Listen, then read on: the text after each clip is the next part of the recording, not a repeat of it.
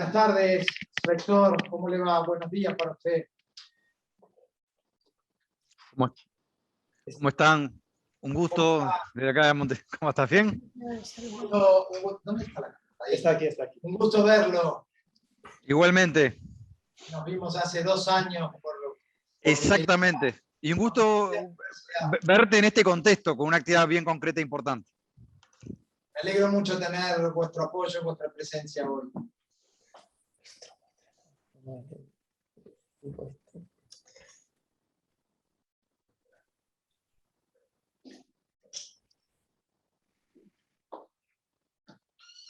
Y cada tanto le das acá. Saca fotos. Por aquí.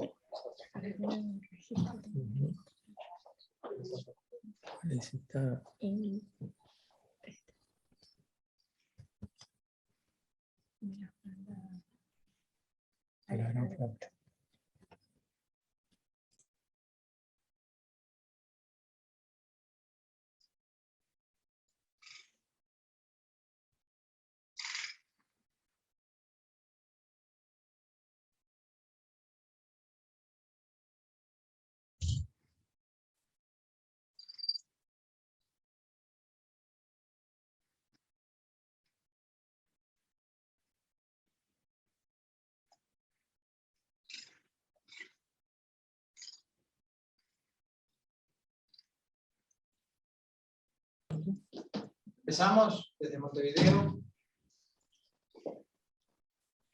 Está muteado. Cuando gusten, estamos prontos. Muy bien. Bueno, muy buenas tardes. Señor director del Centro de Estudios Latinoamericanos, profesor Mehmet Necati Kutlu. Señor director para las Américas del Ministerio de Relaciones Exteriores de Turquía, embajador Levent Gumrukçuk, que no nos pudo acompañar hoy porque tenía un compromiso muy importante. Señor director general para Asuntos Culturales del Ministerio de Relaciones Exteriores de Uruguay, embajador Pablo Scheiner. Señor rector de la Universidad de la República del Uruguay, licenciado Rodrigo Arim. Señor profesor Carlos de Masi. Señores embajadores latinoamericanos, estimados colegas, amigos y alumnos de este centro de estudios. Muy buenas tardes y bienvenidos. Y akşamlar, hoş geldiniz. Es un honor y un privilegio y una enorme satisfacción para mí estar hoy con todos ustedes, en esta prestigiosa casa que tan gentilmente nos ha abierto sus puertas y su espacio para desarrollar esta significativa actividad que se enmarca en el acuerdo marco de cooperación firmado por la Universidad de la República del Uruguay y la Universidad de Ankara en 2021, y como actividad cultural propia del Consulado General de Uruguay en Estambul, a través de la cual el profesor de Masi de la Universidad de Uruguay nos ofrecerá gentilmente una charla sobre el escritor y político uruguayo José Enrique Rodó, cuyo busto acabamos de inaugurar minutos antes en los jardines de este centro, y nos hablará, además de José Enrique Rodó, de la generación del 900 y algunos matices de la identidad cultural del Uruguay.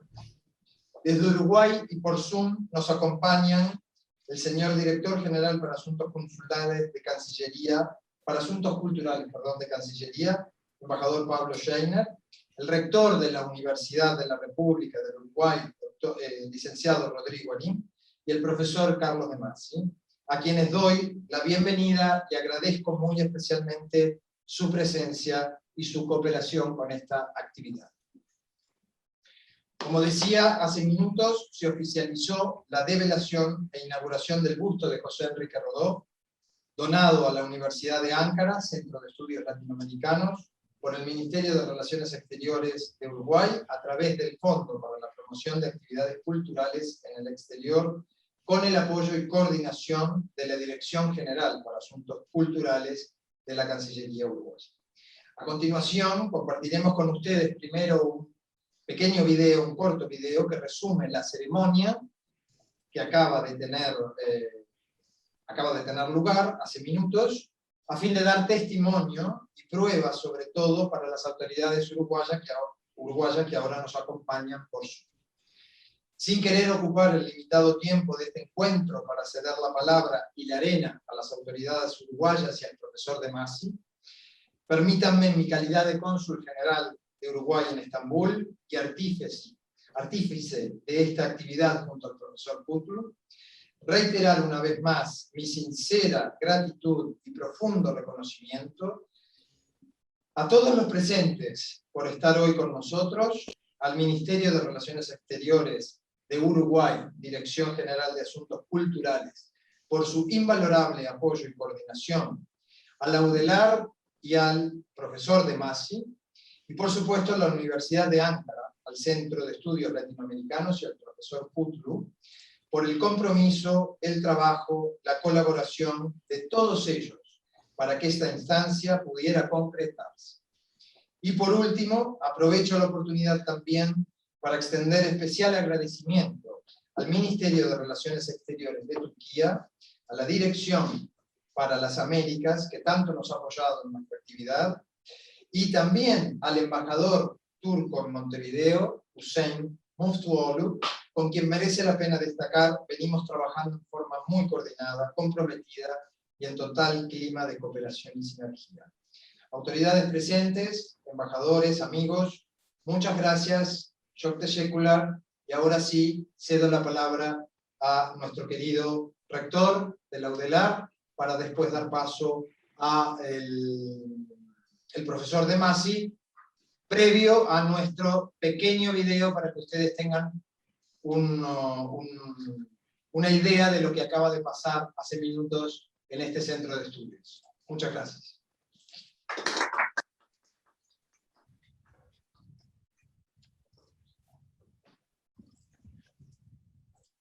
Yani dersimi çalıştım ama bizi kentten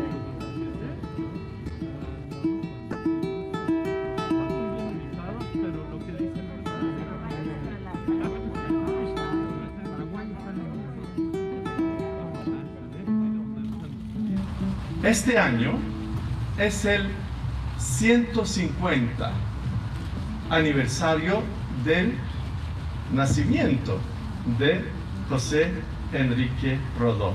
Y es un honor para nosotros inaugurar su busto en este año tan importante. Uno de los más célebres escritores uruguayos compartirá desde hoy este escenario con los demás bustos ya presentes en estos jardines de otros dignos representantes latinoamericanos y sobresalientes personalidades que tanto han contribuido a forjar la historia de nuestros países, su cultura, su identidad y su desarrollo.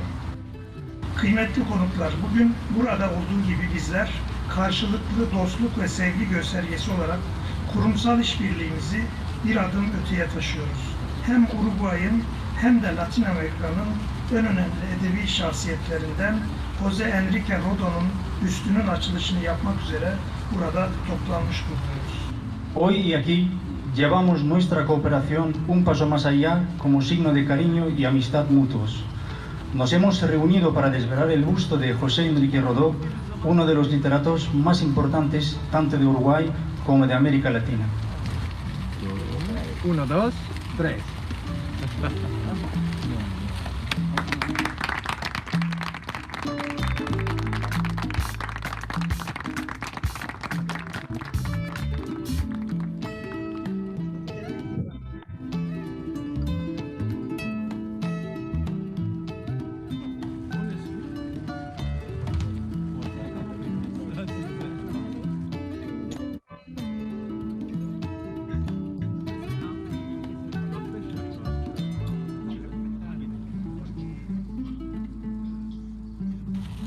Con el transcurso de los años, probablemente ni yo ni muchos de nosotros, y les deseo muy larga vida a todos, pero todo tiene su término en la vida, no estaremos aquí.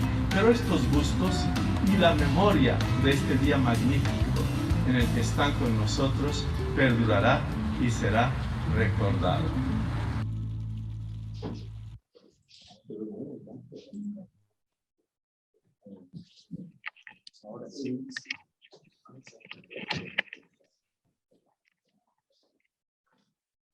Ahora sí, rector. Bueno, antes que nada, buenos días a todos desde Montevideo, Uruguay. Quiero comenzar, por supuesto, como corresponde, agradeciendo a la iniciativa del Cónsul General de Uruguay en Turquía por este homenaje y este reconocimiento a Rodó, y en particular a la Universidad de Ankara, por hacer lugar a un busto de Rodó dentro de un conjunto de homenajes más amplios. Rodó es una figura emblemática de Uruguay y con mesura y tranquilidad uno puede decir también del desarrollo intelectual de América Latina a comienzos del siglo XX, que para nosotros nos enorgullece tener la posibilidad de estar presentes en Turquía a través de este homenaje. Quiero también agradecer, por supuesto, el esfuerzo de todos los involucrados en este reconocimiento desde Uruguay y desde Turquía, desde las autoridades nacionales, Ministerio de Relaciones Exteriores, la propia Universidad de Ankara en la figura de su vicerrector que escuchábamos recién y su rector, y simultáneamente a todo el cuerpo diplomático que estuvo detrás de esta iniciativa. Para nosotros, como Universidad de la República y principal centro de investigación del Uruguay, un pequeño país de 3 millones y algo más de 3 millones y medio de habitantes y poquito más, una universidad de un tamaño relevante. La Universidad de la República es una institución que tiene en este momento 140.000 estudiantes de grado y cerca de 10.000 docentes, de los cuales cerca de la mitad desarrollan actividades de investigación y enseñanza simultáneamente. O sea, somos una universidad grande en un país pequeño y que representamos cerca del 80% de todo el conocimiento que se genera en Uruguay. Conocimiento que se genera no en forma autártica, sino en vínculos internacionales sólidos y de calidad, como demuestra en particular la comunidad de historiadores que integra nuestra casa de estudios. Reconocer a Rodó, no voy a cometer el atrevimiento de hacer un semblanza a Rodó cuando está el profesor de Masi con nosotros, es reconocer una tradición intelectual y la formación también de algunas raíces intelectuales del Uruguay a comienzos del siglo XX, que ha marcado muchos senderos y bifurcaciones de los procesos políticos, filosóficos, y yo diría en lo que es el desarrollo de las ideas en América Latina. Por ejemplo, tuvo una incidencia muy importante en algunos procesos de conformación de las propias universidades públicas en todo el continente, algunas de las ideas que desarrolló Rodó en su Ariel en aquel momento. Para nosotros, por lo tanto, en estos 150 años de su nacimiento, conmemorar desde Uruguay con Turquía en la Universidad de Ankara un evento de esta naturaleza es, por supuesto, no solamente un honor, sino un reconocimiento del trabajo de todos los colectivos que están detrás de esto. Por último, quiero señalar que el aporte de la presencia de Carlos de Masi es clave. Estamos hablando de un historiador de una larga trayectoria de fuste en Uruguay y que simultáneamente ha hecho aportes muy relevantes a la historiografía nacional en distintas áreas. Por lo tanto, creo que lo que me corresponde como rector es dejarlo en muy buenas manos para poder entender, comprender y resumir a Rodó en las palabras de Masi. Bien. Muchas gracias por todas estas intervenciones.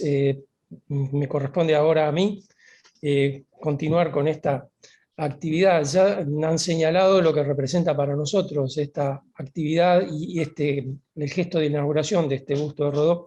Ver a Rodó con todos esos próceres intelectuales latinoamericanos es realmente un motivo de orgullo para nosotros. Y también, digamos, un sentimiento de cierta nostalgia de pensar que hace un día hermoso allí en Ankara, en la universidad, y acá también tenemos un día muy bonito, pero nos hubiera gustado haber compartido allí esa instancia y poder conversar en directo. Bueno, la tecnología nos permite hacer esta actuación por medio de esta vía.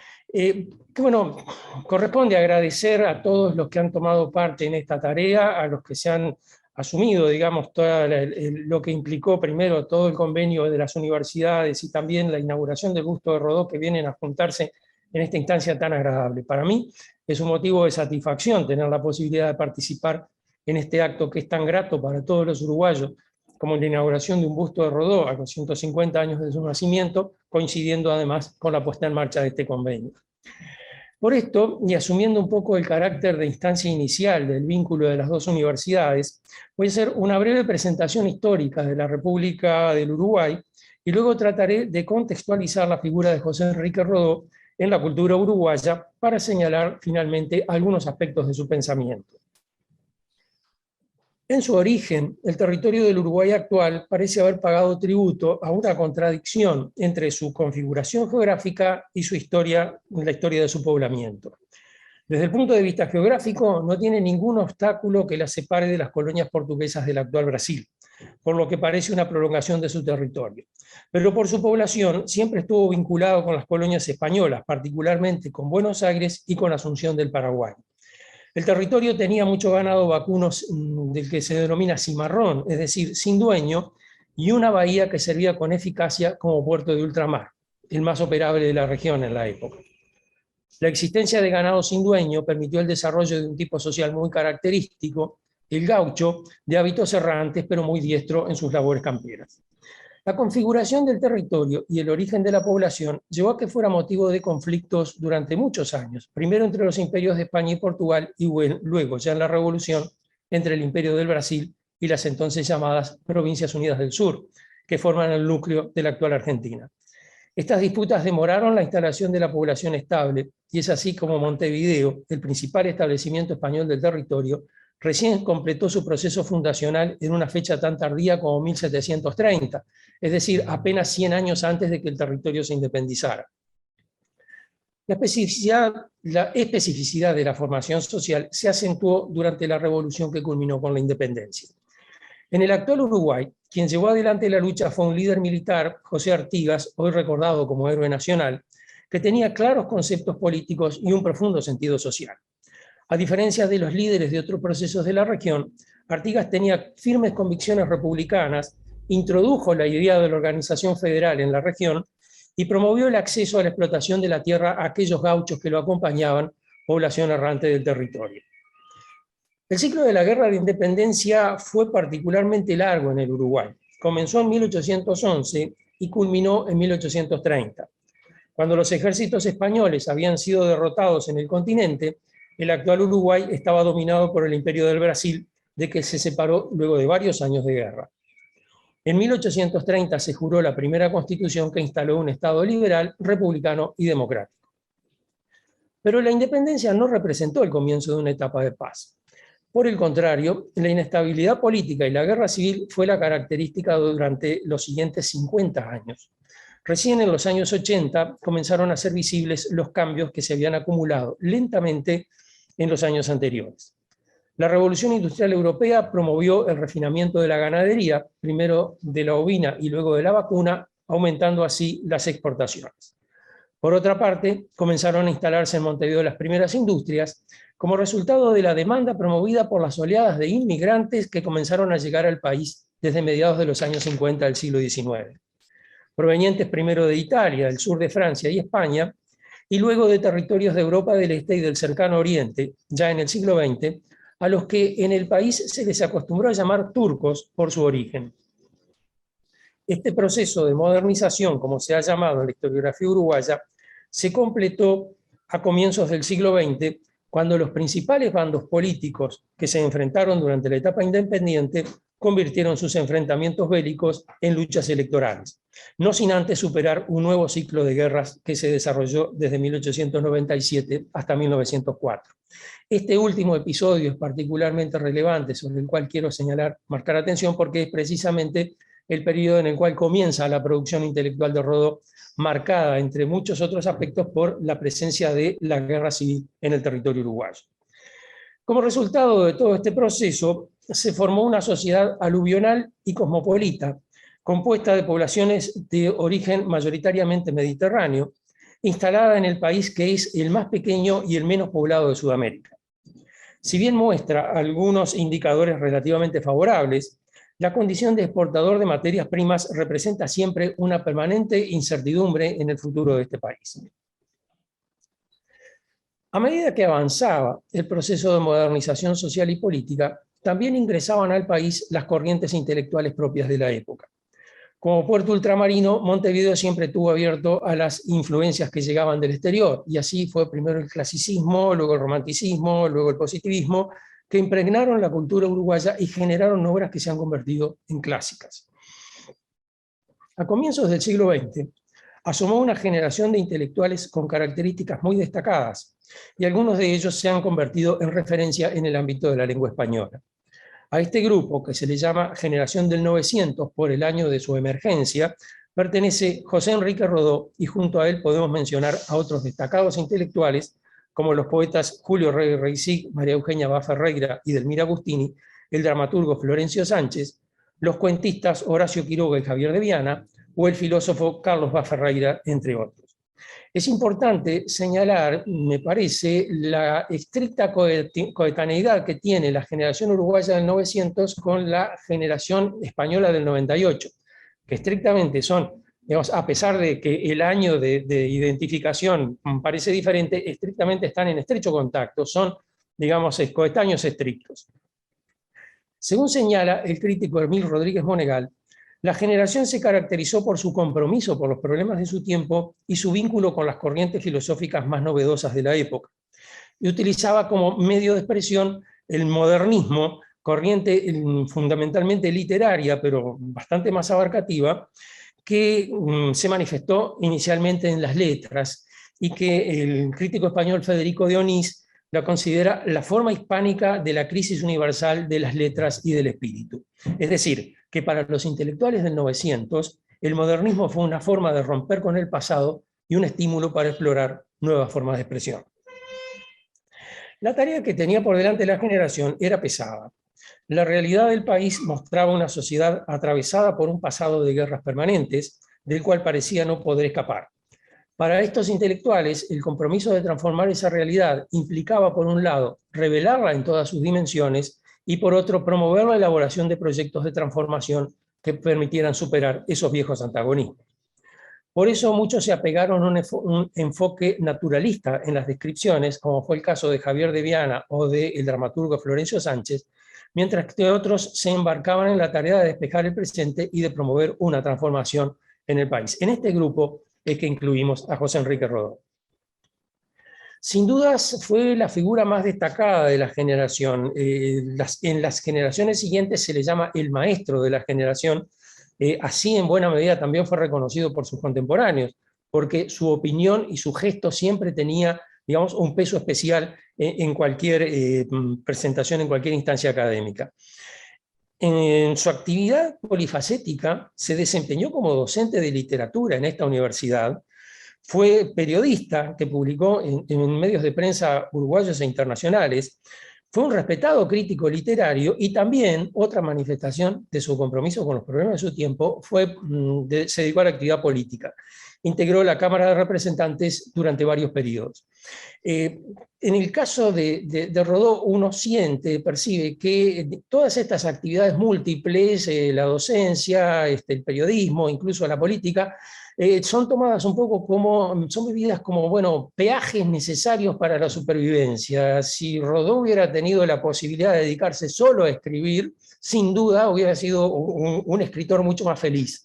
Era fundamentalmente un literato que utilizaba la escritura como un medio para difundir sus ideas. Ahora, como lo dijo el ensayista Arturo Ardao, Rodó no fue un pensador sistemático. Y sin duda su formación vinculada al positivismo filosófico le haría mirar con desconfianza cualquier filosofía que pudiera confundirse con la metafísica especulativa. Sin embargo, es frecuente encontrar referencias al idealismo en sus obras, y él mismo invocaba con frecuencia ese idealismo como un objetivo en su vida.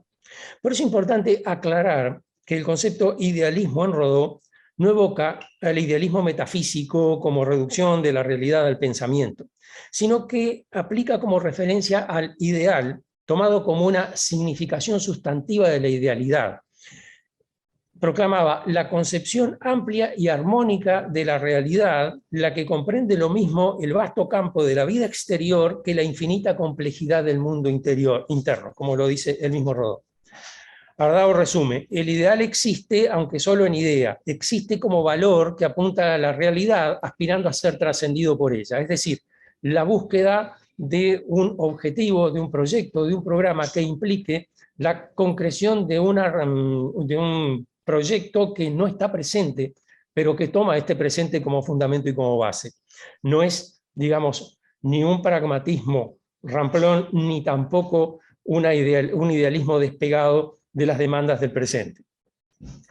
A diferencia de otros intelectuales latinoamericanos de su tiempo, que veían en las multitudes un peligro para la cultura y derivaban de allí un rechazo a la democracia política, a la que consideraban el abatimiento de la calidad intelectual y una crisis de la civilización, Rodó, por el contrario, no reniega de la democracia, la reivindica, la defiende. La considera el mecanismo adecuado para eliminar las desigualdades artificiales en la sociedad y de esa forma abrir camino a una verdadera aristocracia seleccionada por los ciudadanos, en la que se valore el mérito y la virtud. Dice Rodó, lo afirmativo de la democracia y su gloria consistirán en suscitar por eficaces estímulos en su seno la revelación y el dominio de las verdaderas superioridades humanas. El concepto del ideal como valor incluye tanto la dimensión ética como la estética, y tiene particular desarrollo en una de sus obras más importantes, como es el Ariel. Cuando aún no había cumplido 30 años, Rodó publicó un ensayo que tuvo enorme impacto en la intelectualidad latinoamericana y española. El conflictivo comienzo del siglo XX mostraba el ascenso de la potencia norteamericana y su influencia sobre América Latina, un fenómeno que Rodó veía con profunda preocupación. En su concepto, el pragmatismo que envolvía la cultura norteamericana y su influencia sobre América Latina reunía todos los males sociales que él trataba de describir y de eliminar. Dice Rodó, el utilitarismo, vacío de todo contenido ideal, la vaguedad cosmopolita y la nivelación de la democracia bastarda alcanzarán con él su último triunfo. Y es un pronóstico bastante apesadumbrado el que Rodó plantea, pero de cualquier manera, digamos, asume la tarea de enfrentar este combate intelectual con fuertes argumentos.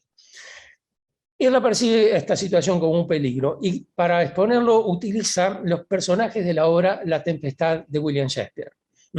Configura así un escenario particular en el cual Próspero, el mago que habita la isla en la obra de Shakespeare, es el sabio y venerado maestro que se despide de sus discípulos que lo rodean en una especie de clase final, sentado junto a un bronce primoroso de Ariel, que representa, según Rodó, el imperio de la razón y el sentimiento sobre los bajos estímulos de la irracionalidad. Resumen, en definitiva, del ideal rodoniano. El centro del discurso es la manera de construir las virtudes de Ariel y apartarse así de los instintos básicos representados por Calibán, el primitivo personaje que aparece casi como una sombra en la obra de Shakespeare y también en la de Rodó. La idea, digamos, el objeto de la metáfora del Ariel forma, digamos, configura a Estados Unidos, la cultura norteamericana como un potencial Calibán y la cultura latinoamericana todavía en desarrollo, en formación, como la posibilidad de construir un Ariel que sume las virtudes de aquel pragmatismo con lo que aporta una idealidad mucho más trascendente que apunte sobre todo a valores. La obra fue publicada en 1900 y tuvo enorme impacto en el continente.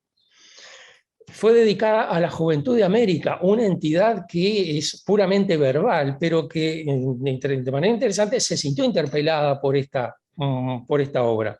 Mereció el aplauso de muchos intelectuales hispanoamericanos de la época, para mencionar solo algunos: Manuel González Prada, César Zumeta, Alfonso Reyes, Manuel Ugarte, José Vasconcelos.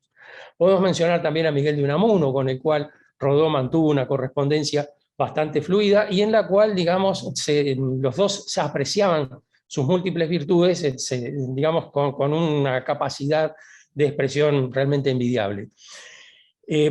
Para el profesor Yamandú Acosta, que es un estudioso de la figura de Rodó, Ariel, según él, es el comienzo de la filosofía latinoamericana y genera una corriente, la conocida por el arielismo, que circuló por Latinoamérica y que aparece una y otra vez en los movimientos juveniles de la época.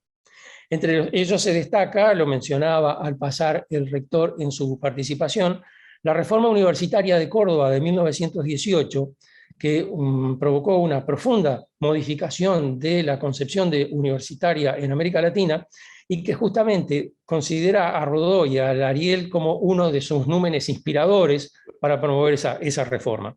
En la perspectiva de los estudiantes cordobeses de 1918, que después se ha tomado una especie como de paradigma de los objetivos universitarios en América Latina, La institución universitaria debía transformarse para a su vez convertirse en el transformador de la sociedad, en base a principios fundamentalmente ligados con los que proponía Rodó en su Ariel.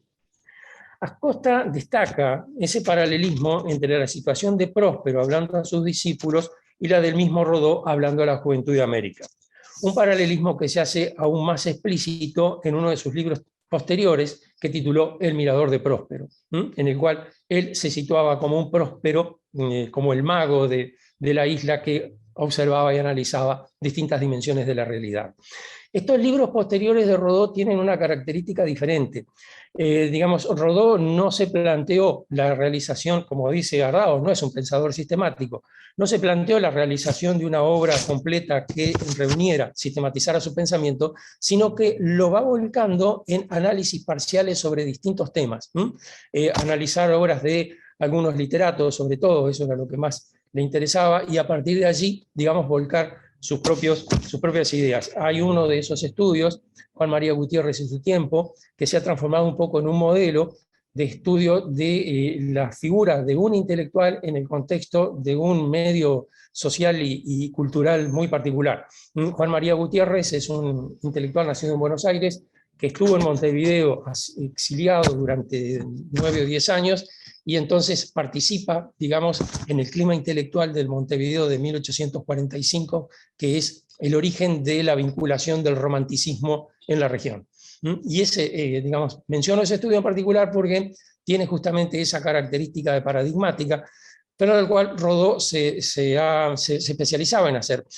Es muy interesante mirar los originales de Rodó, cómo trabajaba Rodó, porque digamos, nosotros en esta época nos resulta muy difícil, muy distante esa manera de trabajar. Rodó tomaba un cuadernito que generalmente le ponía nombre, por su color, por su característica, por algún aspecto físico particular, y allí empezaba a resumir las ideas que quería exponer. Y luego comenzaba un larguísimo proceso de elaboración en el cual Rodó escribía y reescribía progresivamente sus textos una y otra vez hasta que al final quedaban, digamos, con el grado de perfección que él consideraba aceptable. Entonces, recién allí los dejaba para la publicación. Esta forma de trabajar, propia más de un literato que de un pensador, ¿no? muy adecuada a lo que podía ser su concepción de la cultura como herramienta de trabajo, tiene además un resultado positivo muy interesante, que es el siguiente. La Biblioteca Nacional del Uruguay conserva los originales del archivo de Rodó. Entonces, no solo puede hacerse todo el proceso de la reconstrucción del producto final de Rodó a partir de sus ideas originales, sino que también quedaron muchos en proceso de elaboración. Algunos se publicaron póstumamente, El Camino de Paros, por ejemplo, o Nuevos Motivos de Proteo, fueron recopilaciones hechas de trabajos que había dejado Rodó ya prácticamente terminados y que quedaron para la publicación. Y quedan otros, digamos, que son la gran cantera para los investigadores, quedan otros trabajos que están allí, digamos, guardados en la Biblioteca Nacional, accesible a todos los investigadores, y que tienen, digamos, justamente la capacidad de mostrar el taller del investigador, el taller del intelectual, es decir, cómo una idea presentada de manera llana y concreta y muy cruda, digamos, en un borrador, se transforma finalmente en esa prosa de Rodó tan elaborada, tan rica en matices y en palabras que sugieren, digamos, variedades distintas de sentido, en un trabajo que realmente, digamos, para un intelectual del siglo XXI, acostumbrados a sentarnos en la computadora y a rehacer rápidamente nuestros originales, nos resulta muy curioso, muy raro. A pesar de todo, la atención que merecía sus trabajos, la presencia de amigos que lo acompañan muy fieles, que lo acompañan permanentemente, Rodó ve su vida como un personaje solitario. Es decir, es cierto que era muy difícil, digamos, acompañar a Rodó en muchos aspectos, no porque fuera una persona antisocial, sino porque simplemente estaba muy metido en sus cosas. Y además su compromiso con la realidad lo llevó a enfrentarse de manera sistemática con incluso sus amigos políticos. Rodó, digamos, militaba en el Partido Colorado, que era el partido de gobierno, e incluso apoyó la candidatura de Valle y Ordóñez en las dos oportunidades en que Valle y Ordóñez fue presidente. Valle y Ordóñez es una figura de enorme peso político en la historia de este país y mucho más en el medio de sus contemporáneos. Apoyar a José Valle y Ordóñez como candidato a presidente parece haber sido, digamos, para cualquier intelectual en cualquier lugar, bueno, apoyo a una persona, apoyo públicamente a una persona que es el presidente de la República, bien, digamos, algún beneficio me va a representar. Rodó no buscó ningún tipo de beneficio en ese aspecto y no tuvo pereza de enfrentarse a Valle y Ordóñez cada vez que tuvo que hacerlo. Incluso en una instancia verdaderamente decisiva, como fue un proyecto de reforma constitucional que Valle y Ordóñez presentó, y Rodó se opuso con mucha fuerza a ese proyecto, con mucha tenacidad. Significaba enfrentarse con el personaje más poderoso de la época, con el personaje político que tenía el control prácticamente del país. Valle y Ordóñez no era un tirano, ni era autoritario, ni nada por el estilo, pero tenía el poder propio de una persona que ejerce la presidencia de la República y tiene un enorme apoyo político. Sin embargo, Rodó no tuvo inconvenientes en enfrentarlo, sabiendo el peaje que iba a pagar. Es decir, Rodó no ignoraba que eso, su enfrentamiento con Valle y Ordóñez, le iba a resultar gravoso en algún sentido. Y bueno, resultado sí, si bien Rodó fue diputado varias veces, nunca pasó de diputado y nunca pudo conseguir, digamos, algo que uno piensa naturalmente Rodó tendría que haber conseguido, la gestión de la cultura en el país, la capacidad de hacerse cargo, como después existió en la universidad una cátedra de conferencias en la cual fuera todas las semanas, una vez a la semana, como lo hizo con el filósofo Carlos Paz Ferreira, que hablara del tema que quisiera, pero que tuviera la posibilidad de tener eso como una actividad. Bueno, Rodó nunca tuvo esa posibilidad. Siempre tuvo el deseo de viajar a Europa, en parte porque, digamos, sentía la presión que significaba estar encerrado en Montevideo. Montevideo es un puerto ultramarino, está en contacto con todos lados, pero es un suburbio, en definitiva, mirado desde la perspectiva del mundo de 1900-1910. Y por otro lado, digamos, la perspectiva, el deseo de viajar a Europa, de poder hablar cara a cara con sus compañeros y con sus corresponsales habituales, era un deseo que Rodó alimentaba profundamente. Nunca tuvo la posibilidad de conseguir, digamos, como otros intelectuales de la época, legítimamente, por otra parte, algún apoyo del Estado para poder hacer este viaje. Rodó no pudo contar con eso. Por lo tanto, digamos, su viaje a Europa se demoró durante tal vez demasiado tiempo.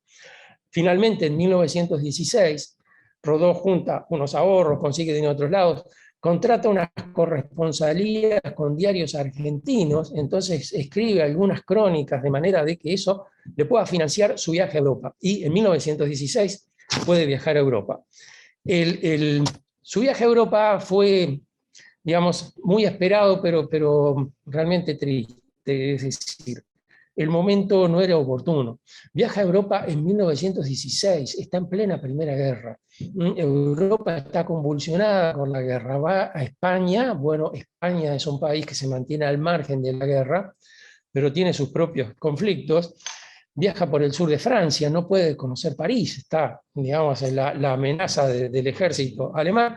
Recorre Italia, Italia es otro país duramente golpeado por la guerra, y allí, digamos, las crónicas que escribe desde en esos viajes que se publican en el diario La Nación de Buenos Aires y en otros diarios, muestran un poco el desgano, el desaliento, en parte la decepción, en parte el dolor, digamos, la frustración, y además, digamos, hay otro dato que está trabajando por debajo de toda esta superficie, que es el estado de salud de Rodó.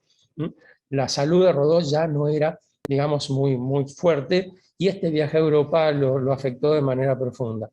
A tal punto que cuando llega a la ciudad de Palermo en 1917, en la recorrida, ya tiene, su salud entra en crisis y fallece en solitario en un hotel de Palermo justamente el 1 de mayo de 1917. Es decir, un final que realmente tenía 45 años, no había llegado a cumplir los 46. Es una característica de esta generación que todos mueren jóvenes. Solamente 2 casos, Horacio Quiroga y Carlos Reiles, mueren más allá de 1935. Es decir, la edad en la cual esta generación asoma. Rodó hizo sus primeras publicaciones con 24 años, publica Ariel con 29, y muere con 45. Una cosa, además, muere lejos, apartado, también, digamos, lo mismo que le va a pasar al gran dramaturgo de la generación, que es Florencio Sánchez, que también viaja a Europa y muere en su viaje a Europa, también joven. Es decir, son como una especie de destino que tienen esta generación, una especie de destino trágico. Algunos murieron asesinados, el caso de la poetisa Delmira Agustini, otros mueren enfermos pero muy jóvenes, tienen realmente una vida muy, muy, muy luchada, muy, muy difícil, digamos, en ese contexto. Ahora, la muerte de Rodó, por supuesto, no significó el fin de esa corriente que se denominó el arielismo, que él encabezó y hasta cierto punto impulsó. El arielismo superó a Rodó en muchos aspectos. Cuando Rodó se fue en este viaje, cuando inició ese viaje, un grupo de estudiantes que había fundado un centro de estudios Ariel, que presidía, que después sería el director del semanario Marcha, el doctor Carlos Quijano, por entonces estudiante, una figura intelectual pesada también en este país, y que en cierta medida veía a Rodó un poco como su referente. Joven Quijano se encargó de decir el discurso de despedida de Rodó. Y también el Centro de Estudios Ariel, como se llamaba el grupo, se encargó de recibir, están entre los que recibieron los restos de Rodó en 1920, cuando esos restos fueron repatriados y quedaron finalmente en Montevideo. Ya para terminar, algunas cosas más quisiera decirles. Digamos, la imagen del Ariel y de la metáfora de la isla que utiliza Shakespeare en La Tempestad fue puesta en circulación por Rodó en esta obra y tuvo un enorme efecto. El arielismo como corriente de pensamiento identificaba a los intelectuales de América Latina y de España durante todo el periodo, sobre todo el periodo que termina con el ascenso de los fascismos en los años 30. Allí, digamos, el arielismo entra como una especie de crisis. Claro, tiene interpelaciones muy fuertes desde otros lugares y resulta muy difícil mantener esa línea. Pero hay un efecto interesante, y es que, digamos, Rodó construye en el Ariel una especie de interpelación que genera diálogo con muchos intelectuales latinoamericanos en los años siguientes. Y tendría para señalar sobre todo uno, que es, digamos, la relectura que hizo en los años 70 Roberto Fernández Retamar, que escribe Calibán, digamos, una especie de respuesta a Ariel, en el cual dice, no, los latinoamericanos no tenemos que mirarnos en Ariel, sino en Calibán, somos los salvajes, no somos las figuras. Es decir, un giro interesante para una propuesta que en su momento provocó un impacto y que todavía nos interpela con mucha fuerza. Creo que no habría mejor manera de inaugurar este vínculo entre la Universidad de Ankara y la Universidad de la República que ponernos bajo los auspicios de la figura de Rodó. Muchas gracias.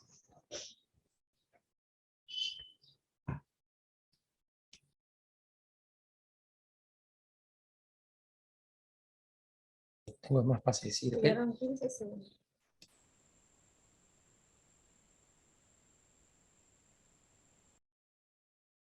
Mascarilla.